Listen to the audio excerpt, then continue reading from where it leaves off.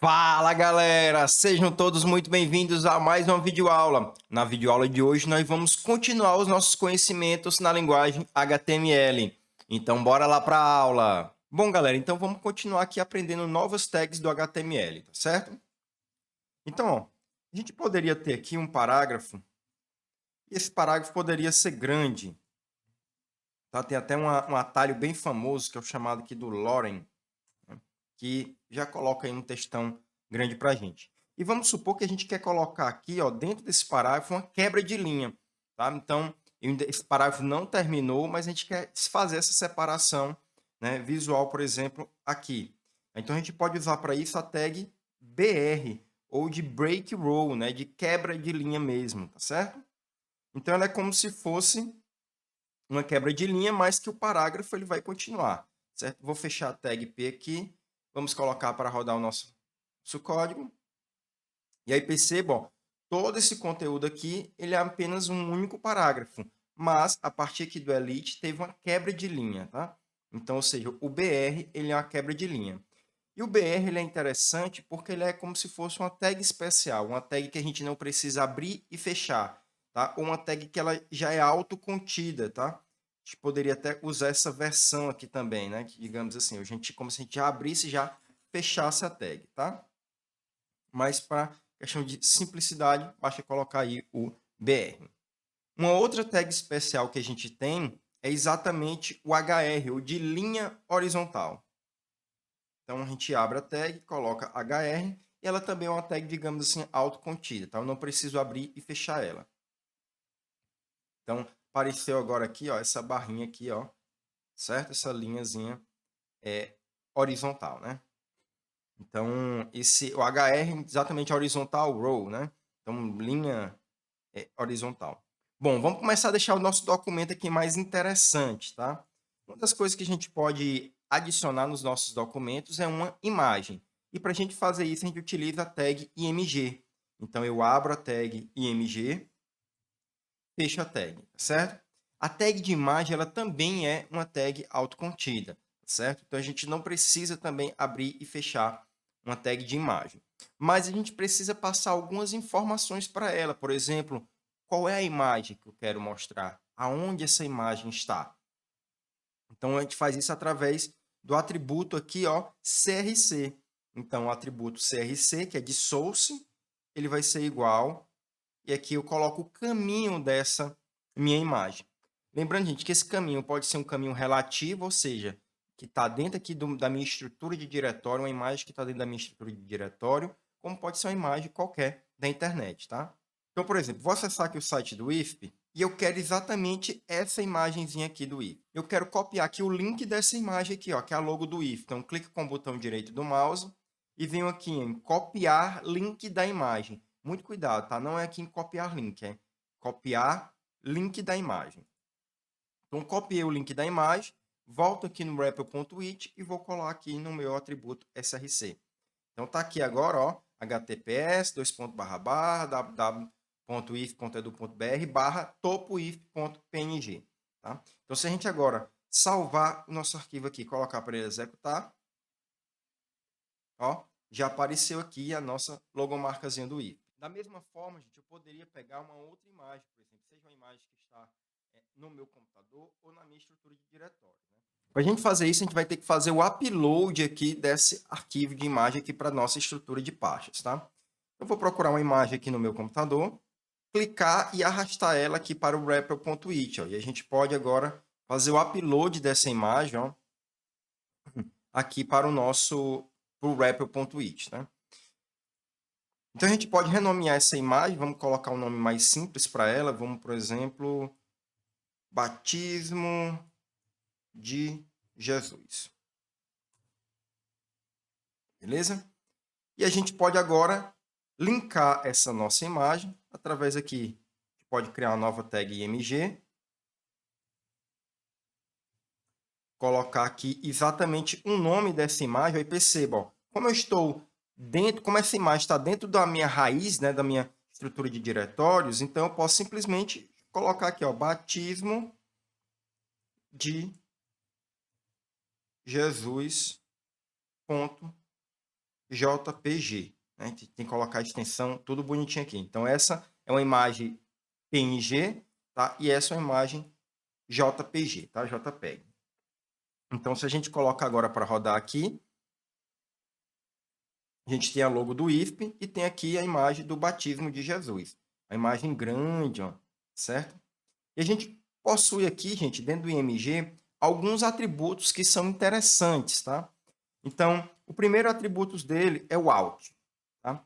Esse alt é de alternativo, ou seja, se por algum motivo essa imagem não for carregada, seja porque o link dela está errado, qual é a informação textual que eu quero exibir para representar essa imagem, tá? Ou imagine que nem todas as pessoas conseguem enxergar uma imagem, tá? Então nem todos os usuários da web, eles têm essa capacidade.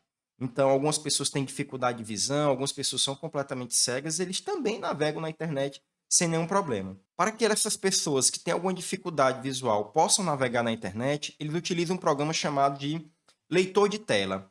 Então, esse leitor de tela, na hora que ele encontra uma tag IMG, em vez dele tentar exibir a IMG, ele vai exatamente procurar esse atributo alt para que ele possa ler o texto. Então, aqui é interessante eu colocar uma representação textual do que é que significa essa imagem. Às vezes a gente sabe que é complicado, né? Tem até aquela máxima que uma imagem vale mais que 1000 palavras, né? Mas a gente poderia simplificar e colocar, por exemplo, imagem com o batismo de Jesus. Então, por exemplo, eu vou tirar aqui, vou provocar aqui um erro de propósito. Vamos ver o que é que acontece aqui, ó. Então, quando a gente tenta carregar essa imagem, ó, perceba que ela não conseguiu encontrar ela, né? Porque a gente não colocou todo o endereço dela, digamos assim, tá faltando aqui a extensão. E aí o alt, ó, entra em ação, tá? Imagem com o batismo de Jesus. E da mesma forma, se a gente tivesse aqui um leitor de tela, o que ele iria ler para a gente era exatamente esse texto aqui, tá? Imagem do batismo de Jesus. Então, vamos voltar aqui à extensão, JPG. Vamos colocar para rodar novamente. E voltar ao estado anterior que a gente estava, né? Tá aqui a nossa imagem grandona. Essa imagem, como eu te disse, é uma imagem grande, tá? Então, a gente pode controlar também aqui o tamanho de uma imagem através de certas propriedades, como, por exemplo, o width, que significa largura, ou seja, qual vai ser a largura dessa minha imagem. Então, pessoal, a gente poderia colocar aqui como valor, por exemplo, da largura, 500 pixels, tá? E a gente pode colocar aqui para rodar, ó. E a gente vê agora que a nossa imagem já ficou ocupando apenas 500 pixels, né? Então, percebe que eu defini que a largura ia ser 500 pixels e pela regra, digamos, de proporção, ele já ajustou a altura também aqui da minha imagem, tá? Aqui na largura, eu tanto posso passar, gente, a quantidade de pixels que essa imagem vai ocupar, como também uma porcentagem, por exemplo, 100% da minha página, da largura disponível que essa imagem tem, tá? Então, quando eu coloco isso, esse 100%, ó, então percebo que agora ela vai ocupar aqui, ó, 100% da largura disponível, ou seja, da largura que tem até onde ela pode, digamos, crescer, ocupar, tá?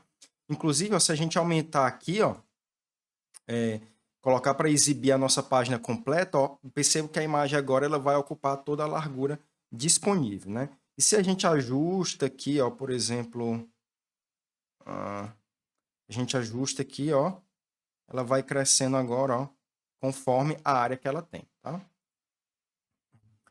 Então essa é uma dica muito legal, sempre coloque, gente, esse width 100%, certo? Uma discussão importante, gente, da gente fazer aqui é, não faz sentido eu carregar exatamente uma imagem dessa grande, né, se eu apenas quero que a imagem ocupe apenas, por exemplo, os 500 pixels, né? Então não adianta eu carregar uma imagem grandona demais se eu só vou dar como espaço para ela uma área bem menor, tá? Então isso evita até que eu fique pesando o meu site com informação desnecessárias, tá? Então, sempre quando a gente for pensar uma imagem, tenta pensar qual é o tamanho ali que ela vai ocupar para que você coloque, né, ou no mesmo tamanho, de fato, que ela tem disponível, ou pelo menos um pouquinho maior, e aí você dá apenas uma reduzida. Uma outra informação que a gente pode passar aqui, ao invés do width, é o height, tá? Ou altura, tá? Eu posso passar também aqui o height e posso dizer, por exemplo, 200 pixels, tá? Então, coloco aqui para executar. Então, agora essa imagem ela tem uma altura de 200 pixels, né? E aí se lembrem, como eu não defini aqui o rate, né, o rate vai ser calculado proporcionalmente. Mas eu posso também definir aqui, sem nenhum problema, qual vai ser o width dela, tá? Então, por exemplo, o width dela poderia ser 200 também. Eu quero que a imagem fique um quadrado, tá?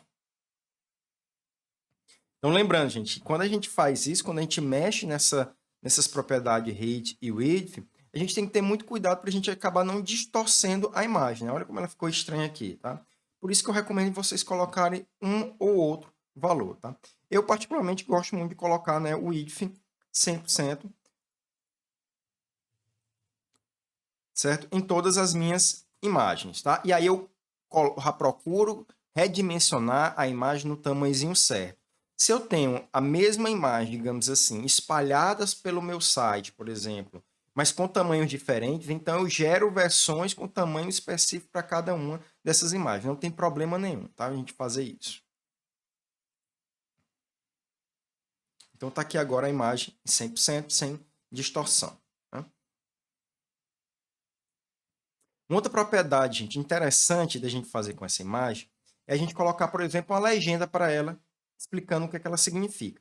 A gente pode fazer isso, por exemplo, colocando aqui um parágrafo, né? Onde a gente poderia dizer aqui, né? Ó, o batismo de Jesus segundo fulano de tal. Beleza? A gente pode colocar aqui para rodar. Então, carregou aqui a imagem, que estaria como se fosse a legenda, né? Só que, gente, isso daqui é uma imagem, isso daqui é um parágrafo. Para o navegador, ele não consegue fazer essa associação, que esse parágrafo está relacionado com essa imagem, tá? Então, para a gente poder fazer essa associação, a gente vai utilizar uma tag aqui chamada de figure. Então, figure. Então, a gente abre a tag figure. Dentro dessa tag figure, a gente vai ter a tag img. A gente vai fechar aqui a tag figure. E aqui dentro agora, a gente vai colocar uma nova tag, que é a chamada fig caption. Essa sim seria, digamos, a legenda dessa imagem propriamente dita. A gente pode copiar até o mesmo conteúdo aqui.